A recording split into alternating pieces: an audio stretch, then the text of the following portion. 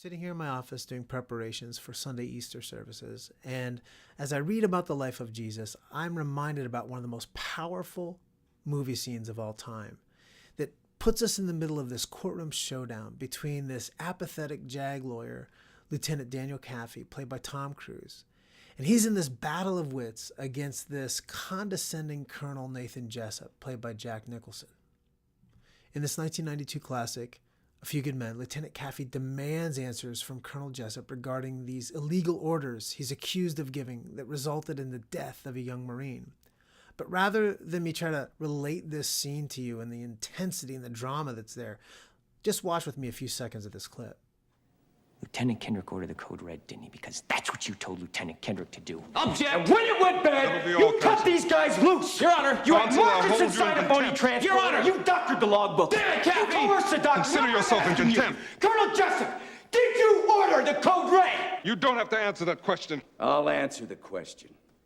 You want answers? I think I'm entitled. You want answers? I want the truth! You can't handle the truth! 2,000 years ago, Jesus stood in the courtroom of Pontius Pilate, the Roman prefect who ruled over Judea at the time. And there was no yelling or screaming in this courtroom, yet the trial for the life of Jesus was just intense. And in this story, we encounter the real-life drama centered around the same issue of truth. And in the Gospel of John, we pick up at the pinnacle of this scene.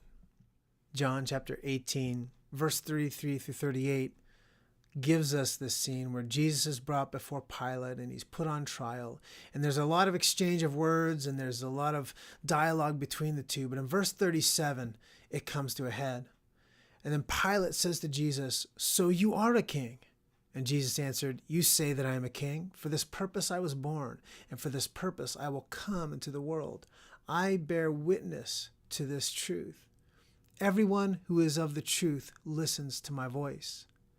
And then Pilate says something very significant and important to Jesus. He asks him this question: what is truth? In the end, truth matters to all of us, whether it's we're seeking justice in a court of law or whether we're just trying to teach our kids to understand right and wrong.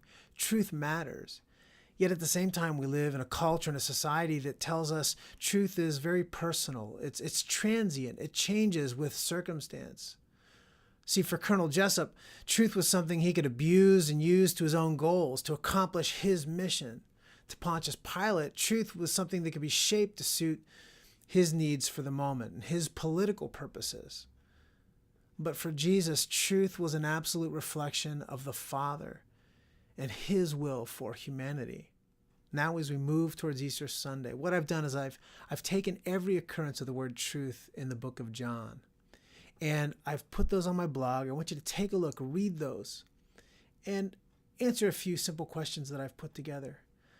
But really, ultimately, what I'm looking for from you is to deal with this question of truth. What is truth? Does it matter? And if it does, what is the impact on your life? Check it out, and I look forward to seeing you on Sunday.